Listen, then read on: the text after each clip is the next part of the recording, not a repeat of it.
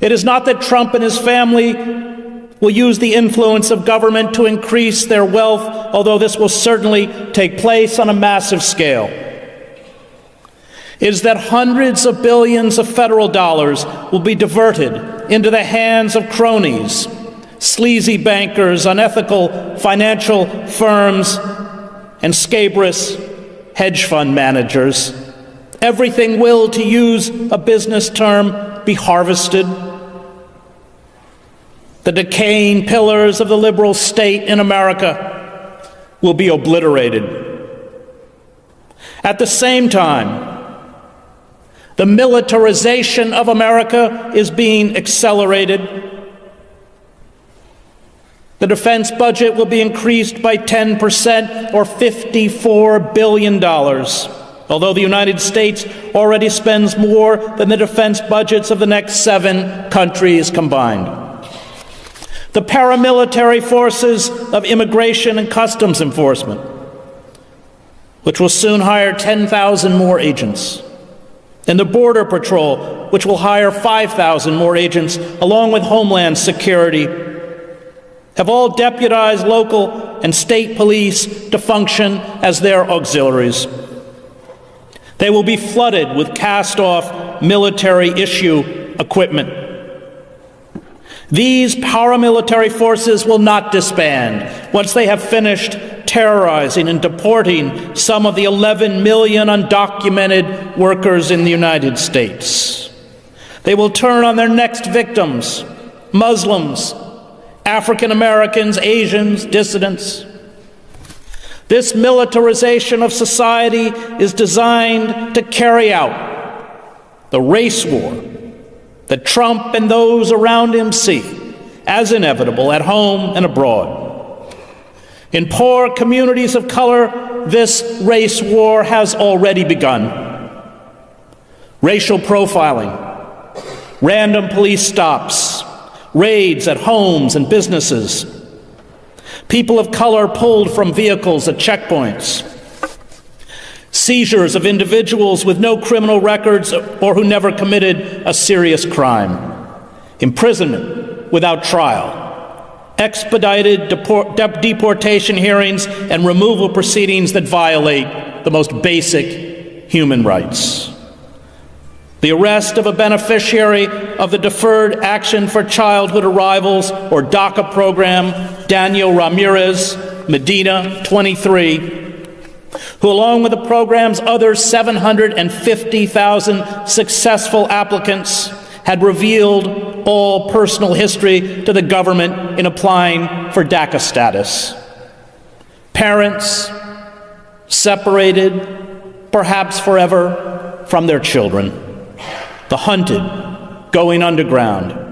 The end of the rule of law. The abandonment of the common good.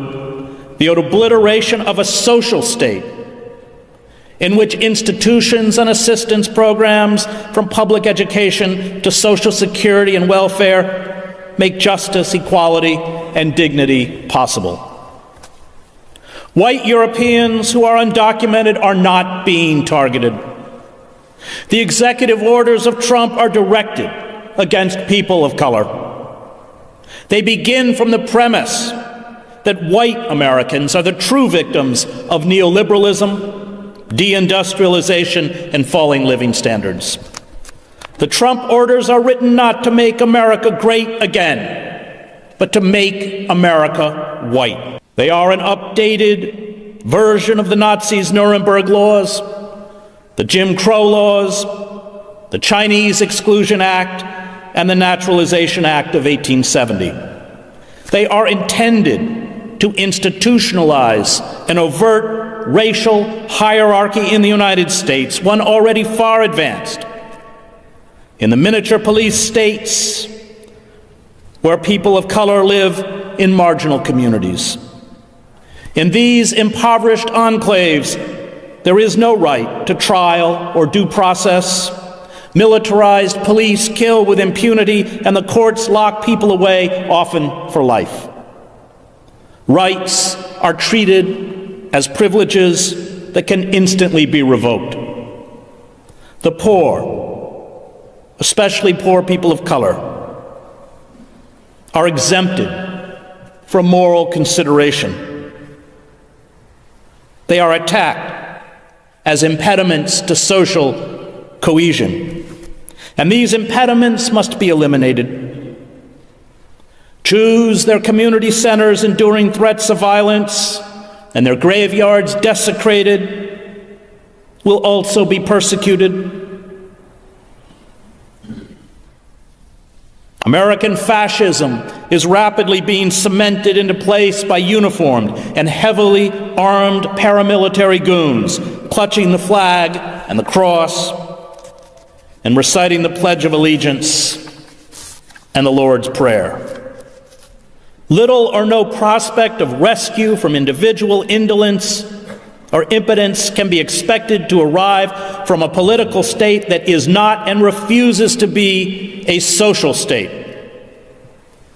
The sociologist Zygmunt Bauman wrote, "Without social rights for all, a large and all probability growing number of people will find their political rights of little use and unworthy of their attention. If political rights are necessary to set social rights in place, social rights are indispensable to make political rights real and keep them in operation. The two rights need each other for their survival. That survival can only be their joint achievement." Presidential Chief Strategist Stephen Bannon, in his public comments and his films, such as Generation Zero, has embraced a historical determinism worthy of Karl Marx. He posits that Western culture has been contaminated and is being destroyed by darker races and barbaric religions and belief systems. His conspiratorial view of history and society sees a global war between the white race and the lesser breeds of the earth as not only inevitable, but one that will reinvigorate and purify America. This idea of regeneration through violence, which has always been part of the American myth, is also a central tenet of fascism. Racists and conspiracy theorists such as Bannon, Michael Anton, Stephen Miller, Sebastian Gorka constitute Trump's ideological brain trust. Gorka goes so far as to argue that the failure to understand the evil of radical Islam stems from a systematic subversion of the national security establishment under the banner of inclusivity, cultural awareness, and political correctness. In a 2014 speech, Bannon said, "I believe we've come partly off track in the years since the fall of the Soviet Union, and we're starting now in the 21st century, which I believe strongly is a crisis both of our church, a crisis of our faith, a crisis of the West, a crisis of capitalism. There is a major war brewing that's already global." Bannon said, "It's going global in scale. And today's technology, today's media, today's access to weapons of mass destruction, it's going to lead to a global conflict, and I believe has to be confronted today. Every day that we refuse to look at this as what it is and the scale of it, and really the viciousness of it, will be a day where you will rue that we didn't act." Bannon is a proponent of the theory popularized by authors William Strauss and Neil Howe in their books Generations, The History of America's Future, 1584 to 2069, and The Fourth Turning, an American prophecy, what the cycles of history tell us about America's next rendezvous with destiny. These authors argue that roughly every 80 years, or an average human lifespan, the country goes through a cataclysmic crisis. This crisis triggers war, industrial slaughter, and genocide, and lasts for a decade or more. In its aftermath, they argue the social order is rejuvenated. Strauss and Howe highlight the American Revolution of 1775 to 1783, the Civil War, the Great Depression, and World War II as examples of how the cycle works. Pseudo-intellectuals such as Strauss and Howe play the role that Paul de Lagarde, Julius Langban, Arthur Muller, von den Broek, and Alfred Rosenberg played for the Nazi Party.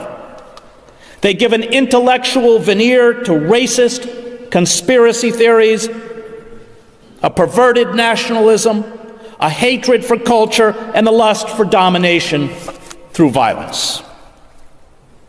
I share Bannon's distaste for corporate globalization, free trade agreements, the failure to put Wall Street bankers in jail, the bank bailouts and crony capitalism, and would even concede that Americans wallow in the moral swamp of a culture of narcissism. He is right when he attacks the two major political parties as the one party of Davos. But his solution to the purported crisis, total war by the white race to regain its ascendancy, is insane, as are the causes he cites. A New Deal that turned citizens into whining dependents, the permissiveness of the 1960s, the white guilt that made the country cater, in his words, irresponsibly to African Americans by giving them social service programs and undeserved mortgages that led to the 2008 financial meltdown.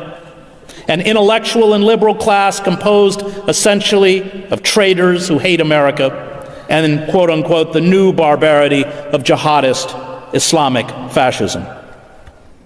Racism, misogyny, the inherent cruelty of capitalism and the crimes of empire, from Wounded Knee to Vietnam and Iraq, simply do not exist in Bannon's mystical nationalist worldview.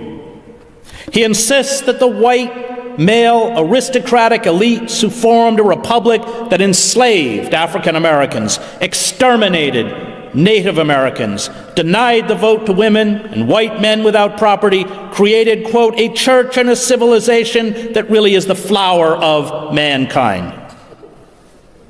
And this is the myth he wants to recover.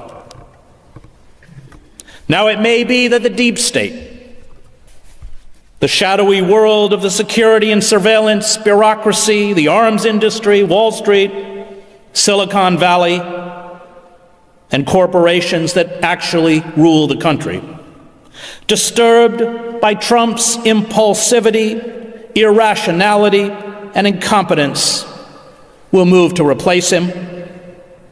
This was certainly the idea when the organs of internal security used a wiretap to discredit and remove Michael Flynn, and it is what is happening now with the leaks about the Attorney General's 2 meetings with the Russian ambassador. But the ascendancy to the White House of Michael Pence, a more polished and disciplined politician who will advance the agenda of the Christian right, will not make things better, and indeed, they may make things worse. Those being placed now into power are agents of destruction. Betsy DeVos is moving to defund our system of public education and use government vouchers to expand corporate charter school chains and those run by the Christian right. Scott Pruitt is dismantling the Environmental Protection Agency.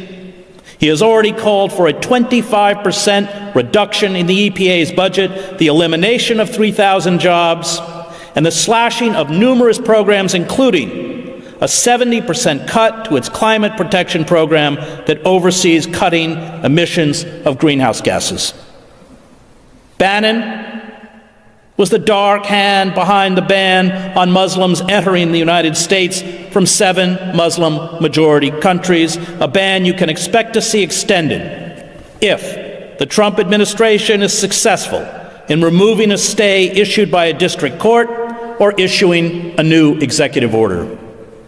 Bannon was behind the order to the Department of Homeland Security to draw up lists of Muslim organizations and individuals in the United States that, in the language of that executive order, have quote-unquote been radicalized and provided material support to terrorism-related organizations in countries that pose a threat to the United States.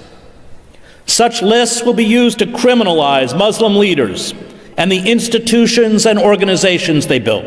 Then, once Muslims are dealt with, there will be new Homeland Security lists that will allow the government to target the press, activists, labor leaders, dissident intellectuals, and the left. Lenin wanted to destroy the state, and that's my goal too, Bannon told the writer Ronald Radash in 2013. I want to bring everything crashing down and destroy all of today's establishment. This culture of destruction was launched 4 decades ago by corporate forces. The corporate elites, terrified by the mobilization of the left in the 1960s, by what the political scientist Samuel Huntington called America's excess of democracy, built and funded counter-institutions to delegitimize and marginalize critics of corporate capitalism and imperialism. They bought the allegiances of the 2 main political parties. They imposed obedience to the neoliberal ideology within academia and the press. This campaign, laid out by Lewis Powell in his 1971 memorandum titled Attack on American Free Enterprise System, was the blueprint for the creeping corporate coup d'etat that 45 years later is largely complete. The dismantling of democratic institutions, places where the citizen has agency and a voice, is far graver than the ascendancy to the White House of the demagogue Trump. The coup destroyed our 2-party system. Labor unions are a spent force. The press is corporatized. Universities have been purged of dissidents and independent scholars who criticize neoliberalism and decry the decay of democratic institutions. Public broadcasting and the arts, places where voices not beholden to corporate power should find a sanctuary, have been defunded and forced to beg for corporate money, which of course comes with corporate censorship. And it is expected that what little money the government gives to public broadcasting and organizations such as the National Endowment for the Arts will soon be eliminated under Trump. The courts have been stacked with judges whose legal careers were spent serving corporate power, a trend in appointments that continued under Barack Obama. Money has replaced the vote, which is how someone as unqualified as DeVos can buy herself a cabinet seat. And the Democratic Party, rather than sever its ties to Wall Street and corporations, is naively waiting in the wings to profit from a Trump debacle. This coup destroyed more than our democratic institutions. It destroyed the very credibility of liberal democracy. Self-identified liberals such as the Clintons and Obama mouthed the words of liberal democratic values while making war on those values in the service of corporate power. And the revolt we see rippling across the United States and much of the globe is a revolt not only against a corporate system that has betrayed workers, but also, for many, the ideas and values espoused by a bankrupt liberal class. This is very dangerous. The discrediting of liberal democracy will allow the radical right to cement into place in America and much of Europe and other parts of the globe a form of fascism. Presidential advisor Stephen Miller, an ardent white supremacist, in an interview on Face the Nation on CBS was quite blunt about what to expect. We have a judiciary that has taken far too much power and become in many cases a supreme branch of government, he said. Our opponents, the media, and the whole world will soon see, as we begin to take further actions, that the powers of the president to protect our country are very substantial and will not be questioned. History may not repeat itself, but it echoes. The framers of the Constitution, steeped in the rise of empire and death of democracy in ancient Greece and Rome, attempted to provide checks and balances to keep the American Republic from falling like their ancient counterparts into oligarchy and tyranny. This knowledge of the past, dismissed as frivolous by our consumer culture and business elites, allows us to recognize the familiar warning signs on the road to tyranny. If we studied the collapse of ancient Greece, Rome, the Weimar Republic, or even the former Yugoslavia, we would be far more alert to the current march towards despotism. Thucydides, who wrote that the tyranny Athens imposed on others, it finally imposed on itself, is a far better guide to our future than Milton Friedman or Ayn Rand. The historian Fritz Stern, in The Politics of Cultural Despair, his book on the rise of fascism in Germany, warned repeatedly of the danger of a bankrupt liberalism. Stern, who saw the same dark, irrational forces at work today that he watched as a boy in Nazi Germany, argued that the spiritually and politically alienated are the prime recruits for a politics centered around cultural hatreds and personal resentments. And Stern told me that in Germany, there was a yearning for fascism before the word fascism was invented. They attacked liberalism, Stern wrote of the fascists emerging at that time in Germany, because it seemed to them the principal premise of modern society. Everything they dreaded seemed to spring from it.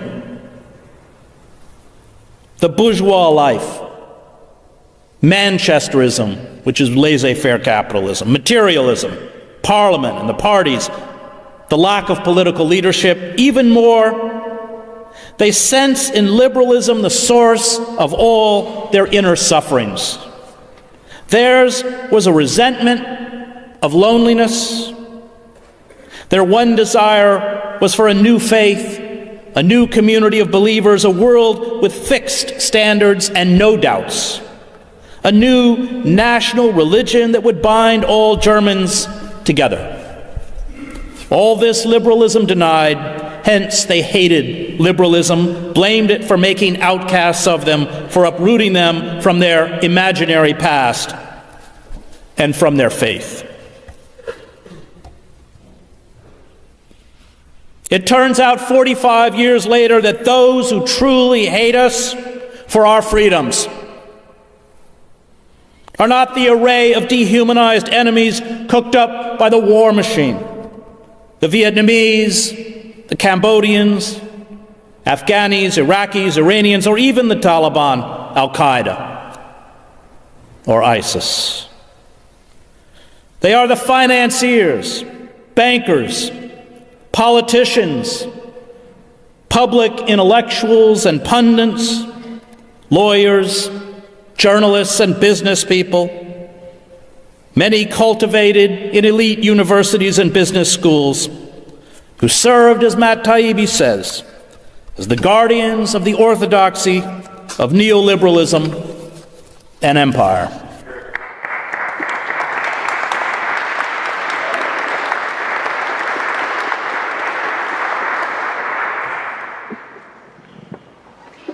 In the twilight phase of capitalism, wealth is no longer created by producing or manufacturing.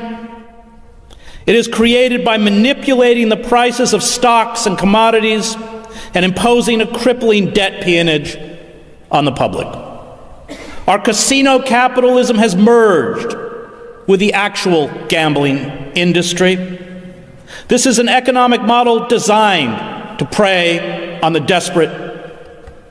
Young men and women burdened by student loans, underpaid workers crushed by credit card debt and mortgages, bankrupt towns and cities forced to borrow to maintain municipal services and sell off municipal assets, from sewers and water treatment plants to their parking authority to corporations.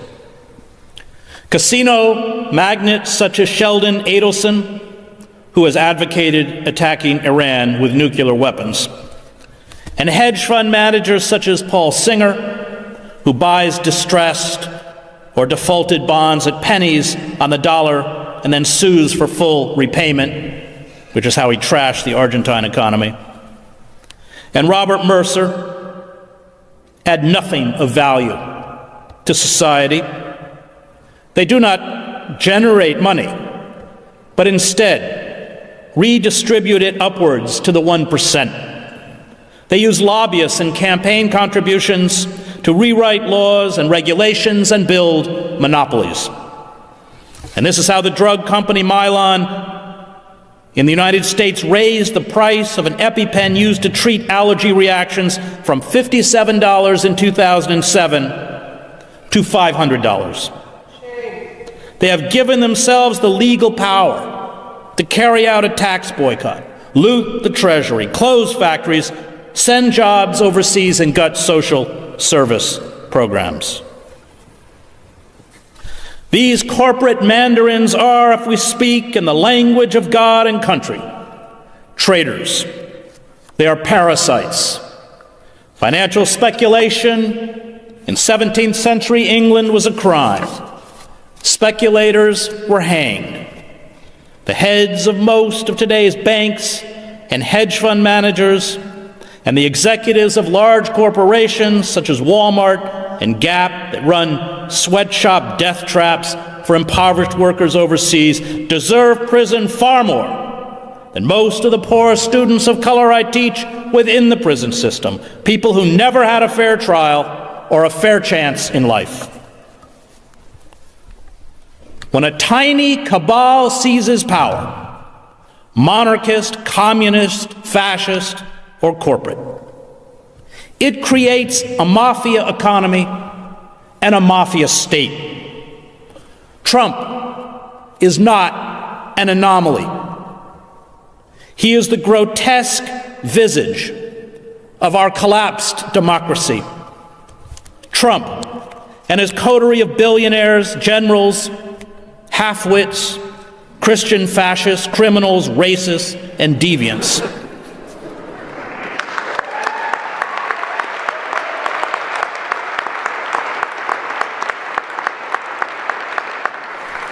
Play the role of the Snopes clan in some of William Faulkner's novels. The Snopes filled the power vacuum of the decayed South and ruthlessly seized control from the degenerated former slaveholding aristocratic elites.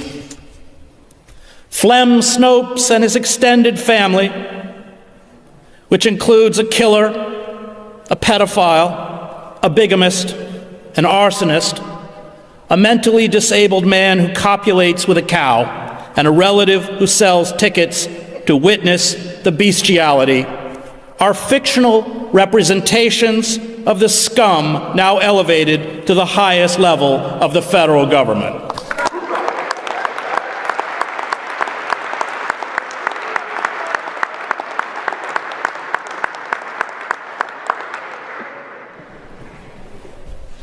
The usual reference to amorality, while accurate, is not sufficiently distinctive and by itself does not allow us to place them as they should be placed in a historical moment. The critic Irving Howe wrote of the Snopeses. Perhaps the most important thing to be said is that they are what comes afterwards, the creatures that emerge from the devastation, with the slime still upon their lips. Let a world collapse in the South or Russia, and there appear figures of coarse ambition, driving their way up from beneath the social bottom, men to whom moral claims are not so much absurd as incomprehensible, sons of bushwhackers and musics drifting in from nowhere and taking over through the sheer outrageousness of their monolithic force, Howe wrote. They become presidents of local banks and chairmen of party regional committees, and later, a trifle slicked up, they muscle their way into Congress or the Politburo. Scavengers without inhibition. They need not believe in the crumbling official code of their society. They need only learn to mimic its sounds. Trump and those around him believe in one truth, which is whatever they proclaim at the moment, although any such declaration may contradict what they said a few hours before. They are possessed by one idea: conflict. They sanctify violence, misogyny, a disdain for empathy, and the self-appointed right to engage in bouts of frenzied rage. These characteristics, they insist, are a sign of strength and virility. Their highest aesthetic is militarism, violence, and war. Without conflict, without enemies real or imagined, their ideological structures and their racism collapse into a heap of contradictions and absurdities. Christian fascists are now the vanguard of this emerging American fascism. They ferret out facts and formulas that buttress their peculiar worldview and discard truths that contradict their messianic delusions. They mouth a few biblical cliches to justify bigotry, misogyny, homophobia, chauvinism, and repression. It is propaganda masquerading as ideology. These Christian fascists are singularly incurious. They are linguistically, culturally, and historically illiterate about the Muslim world and about most other foreign cultures. Science and intellectual pursuits, yet they blindly write off 1/5 of the world's population, Muslims, as irredeemable, while they dismiss climate change as a hoax. The inability of white supremacists and Christian fascists to recognize the humanity of others springs from their spiritual and intellectual impoverishment. They mistake their bigotry for honesty. They mistake their ignorance for innocence. They cannot separate fantasy from reality. And such people are, as James Baldwin said, moral monsters. Evil for them is embodied in the dehumanized other. And once the human personification of evil is eradicated, evil itself is supposed to disappear. Except, of course, that as soon as one group of human beings is annihilated, another human embodiment of evil rises to take its place. The Nazis began with the Jews. Our fanatics are beginning with the undocumented and Muslims, and history has shown where they will go from here. The nationalist is by definition an ignoramus, the Yugoslav writer Danilo Kish wrote. Nationalism is the line of least resistance, the easy way. The nationalist is untroubled. He knows or thinks he knows what his values are. That's to say, national. That's to say, the values of the nation he belongs to, ethical and political. He is not interested in others. They are no concern of his. Hell, it's other people, other nations, another tribe. They don't even need investigating. The nationalist sees other people in his own image as nationalists. Like all utopians, these people believe that their agenda is being implemented for our benefit. They are like Cardinal Robert Bellarmine, who oversaw the burning of Giordano Bruni at the stake and who argued that eradicating heretics does them a favor because it saves them from their own damnation. It is impossible to have a rational dialogue with people who view reality through the binary lens of black and white, us and them. They do not recognize the right of dissent.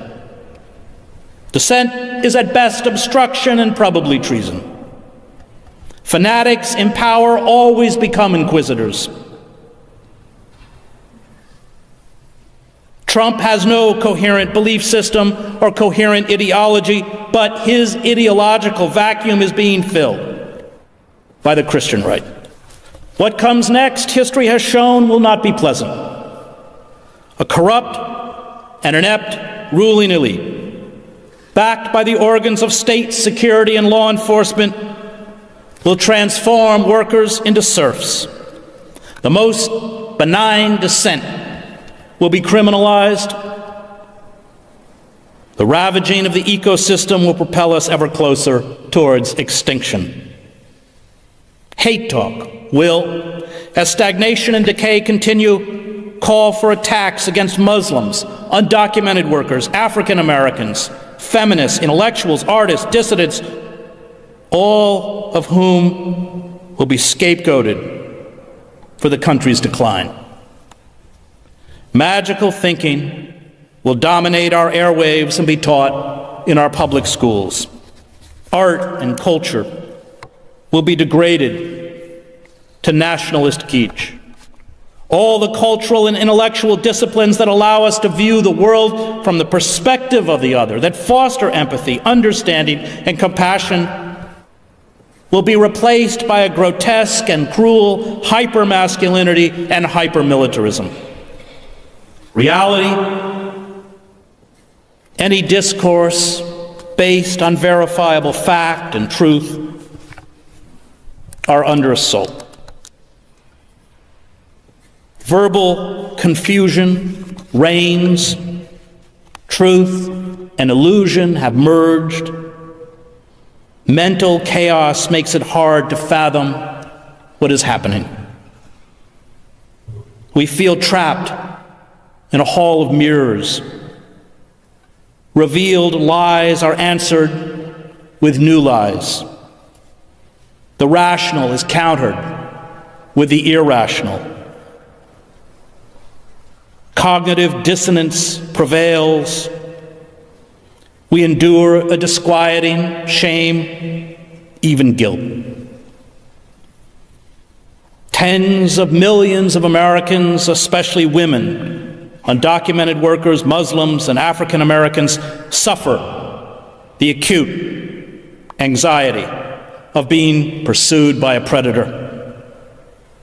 All this is by design. Demagogues always infect the governed with their own psychosis. The lies pour out of the White House like flocks of pigeons.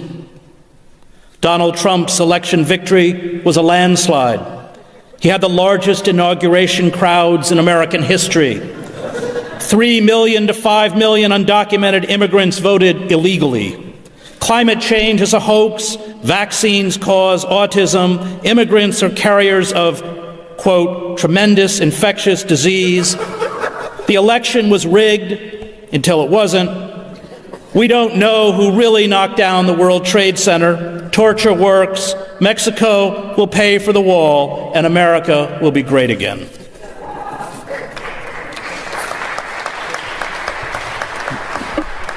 Trump, a 70-year-old man with orange-tinted skin and hair that Penn Jillette has likened to cotton candy made of piss,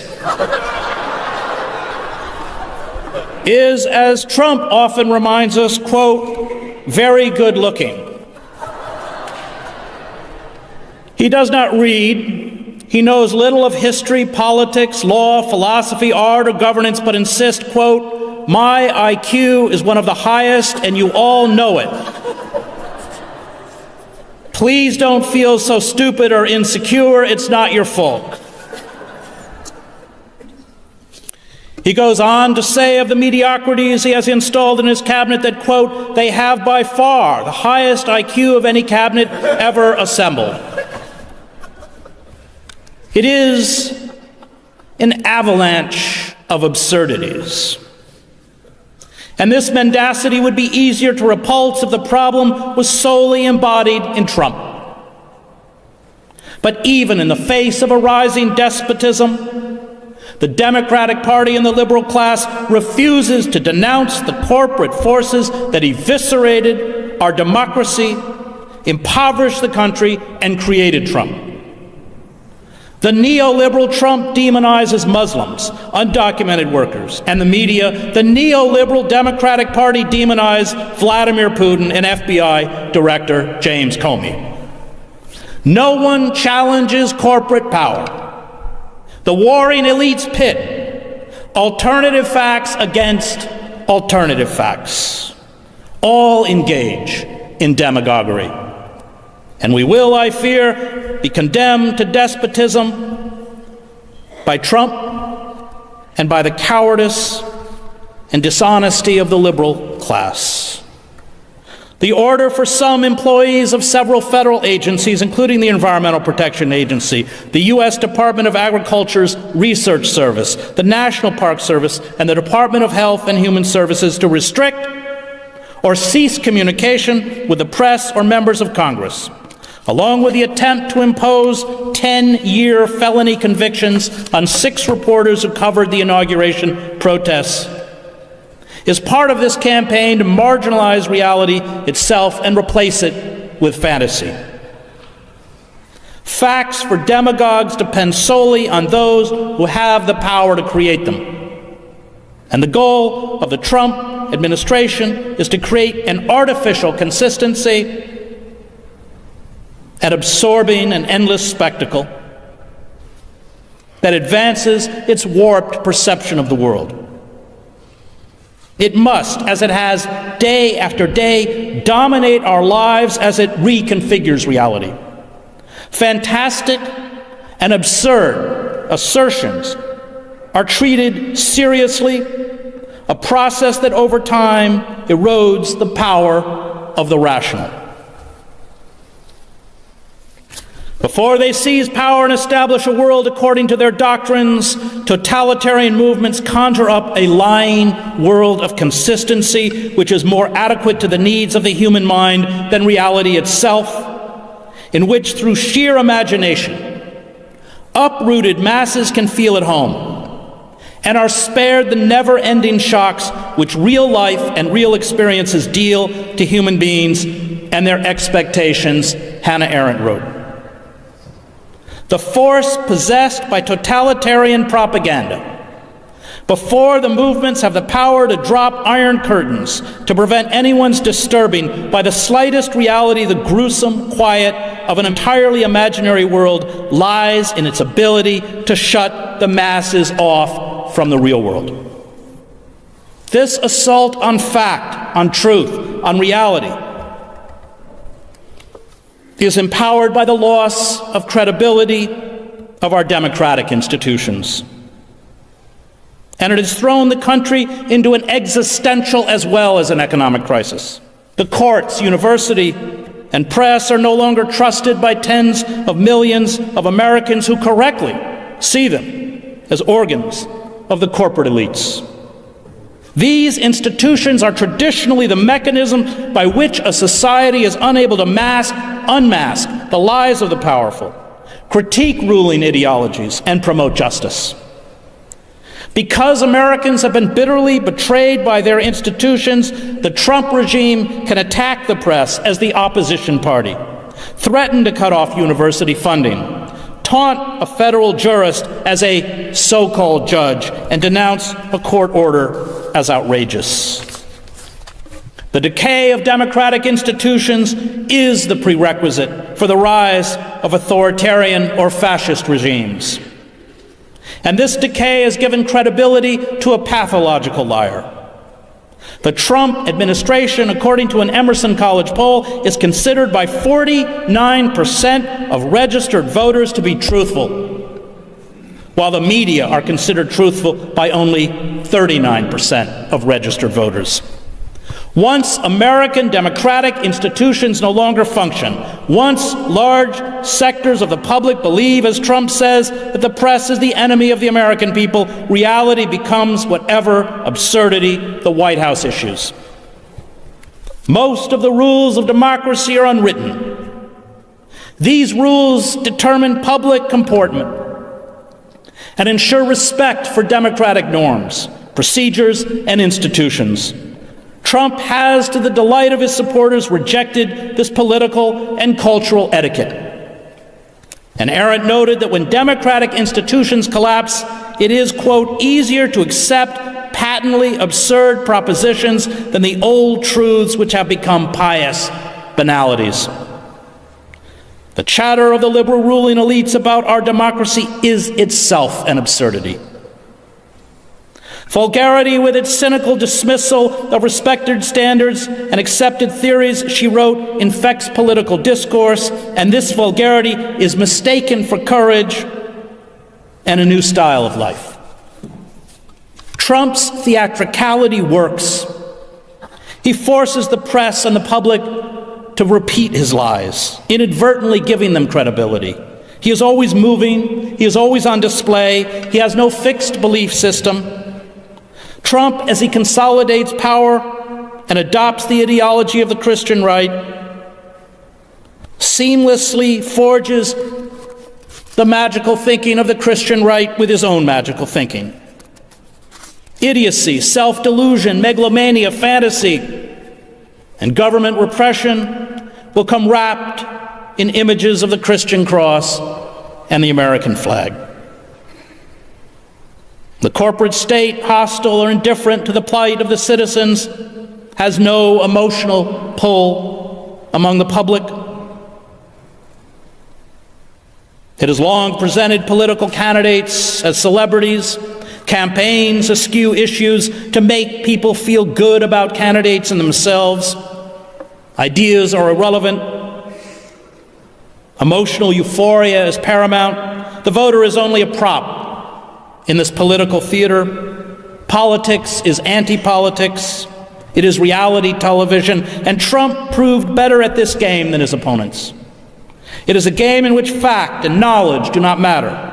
Politicians, like celebrities, are manufactured personalities.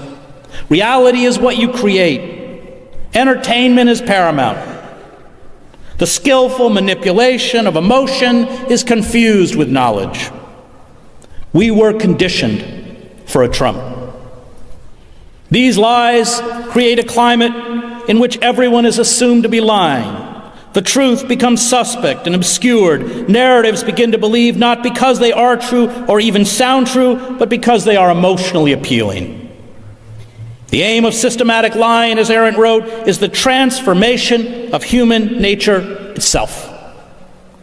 The lies eventually foster somnambulism among a population that surrenders to the magical thinking and ceases to care. It checks out. It becomes cynical. It only asks to be entertained and given a vent for its frustration and rage. And demagogues produce enemies the way a magician pulls rabbits out of a hat. They wage constant battles against non-existent dangers, rapidly replacing one after the other to keep the rhetoric at a fever pitch. Practically speaking, the totalitarian ruler proceeds like a man who persistently insults another man until everybody knows that the latter is his enemy, so that he can, with some plausibility, go out and kill him in self-defense, Arendt wrote. This certainly is a little crude, but it works. as everybody will know who has watched how certain successful careerists eliminate competitors. To recover our mental balance, we must respond to Trump the way victims of trauma respond to abuse. We must build communities where we can find understanding and solidarity. And we must allow ourselves to mourn. We must name the psychosis that afflicts us. We must carry out acts of civil disobedience and steadfast defiance to re-empower others and ourselves. We must fend off the madness and engage in dialogues based on truth, literacy, empathy, and reality. We must invest more time in activities such as finding solace in nature or focusing on music, theater, literature, art, even worship. Activities that hold the capacity for renewal and transcendence. This is the only way we will remain psychologically whole. Building an outer shell or attempting to hide will exacerbate our psychological distress and depression. We cannot, as the Democratic Party appears to be doing, hope that the 2018 or 2020 elections will solve our dilemma. These reactionary forces, which have been plotting for 4 decades for this moment, extend far beyond the Trump White House. Their tentacles reach across national borders, meaning no country, including Canada, is immune. As the state increases the levels of violence against nonviolent dissent, we must never respond with violence. The use of violence, including property destruction, the taunting of police, is a gift to the security and surveillance state. It allows the state to demonize and isolate a mass movement. It drives away the bulk of the population. Violence against the state is used by the authorities to justify greater forms of control and repression. The corporate state understands and welcomes the language of force. This is a game the government will always win and we will always lose. If we are perceived as a flag-burning, rock-throwing, angry mob that embraces violence, we will be easily crushed. We can succeed only if we win the hearts and minds of the wider public, and ultimately many of those within the structures of power, including the police.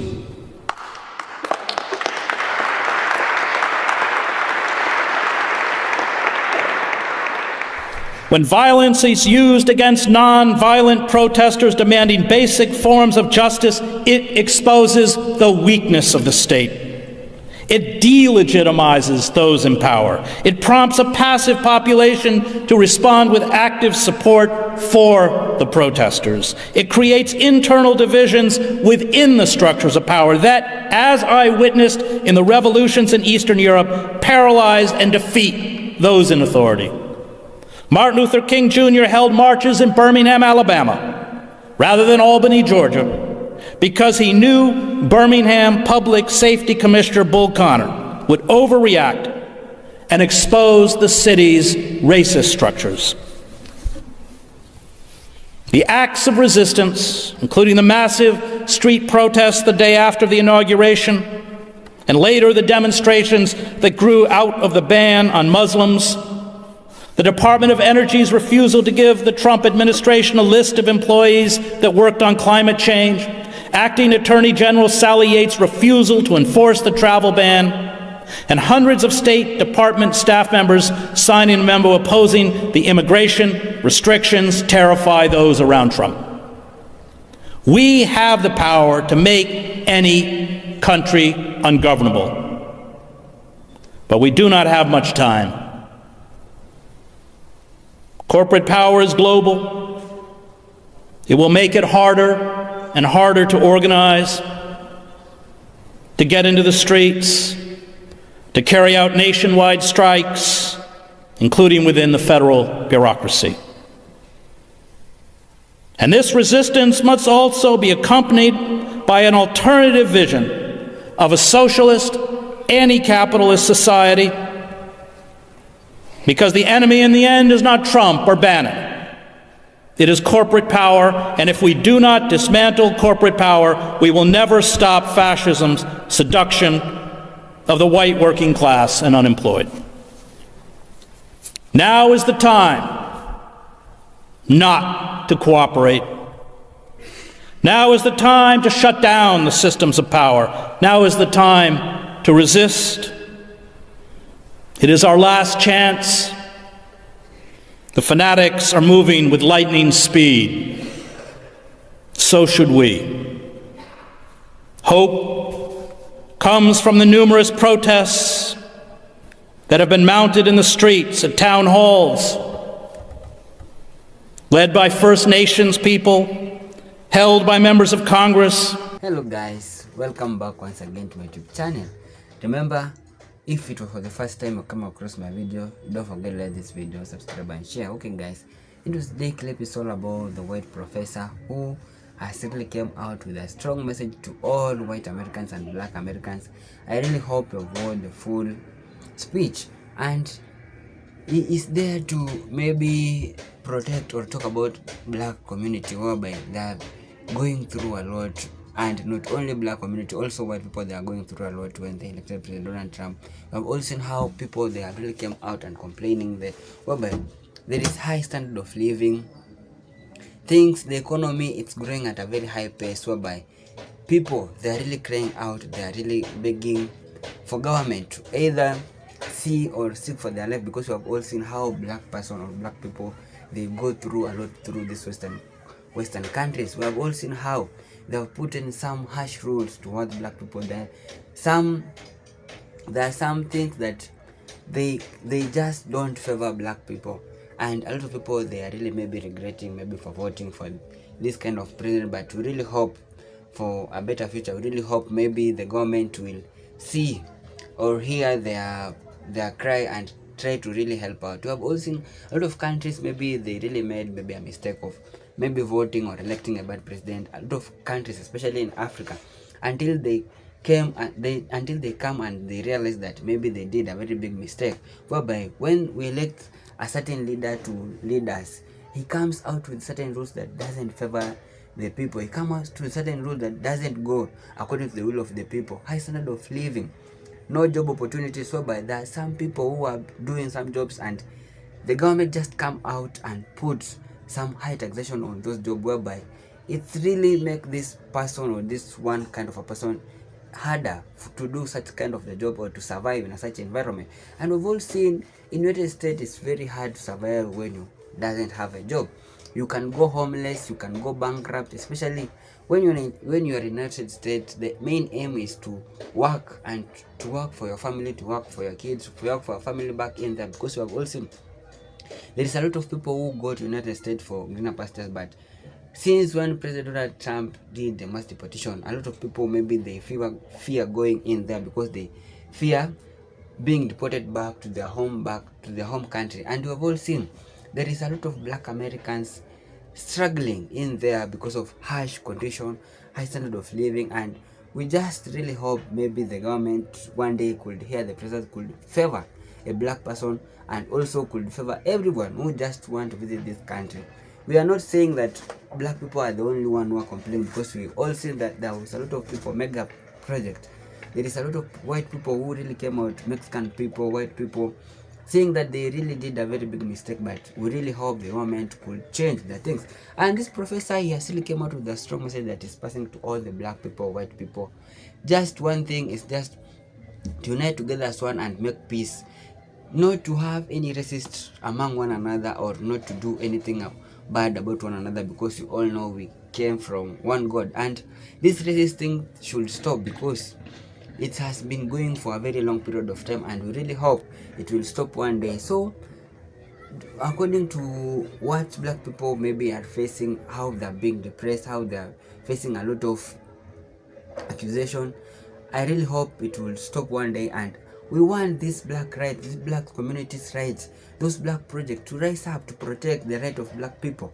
Whenever they go, they should have those communities or those organizations that protect the right of a black person. according to how these people can go to United States and maybe seek for a job. We all know a lot of black Americans in United States, they have studied, but if you go to seek a job, maybe you are a doctor, they really favor a lot white people rather than black people. They feel like black people can't do anything, and maybe you have a degree. So we have to look into these things and we favor one another, and I really hope this world could be a better place. Black people should unite together as one, and white people, we should just love one another the same way we appreciate, we love you and welcome you maybe in African countries and in Caribbean countries. You should do the same things to us when we come to these Western countries. Stop hating on us, stop showing us some resist, but because we are all one. When these white people come to African countries, we appreciate them, we really welcome them with our two hands. But I really wonder why some black people go to this country and they maybe came out crying, saying that they have faced a lot of maybe racist. Let us pray and we unite together as one and we stop this racist thing. So guys, if it was the first time you're coming across my video, don't forget to like this video, subscribe and share. Thank you so much for your time and God bless you. One love.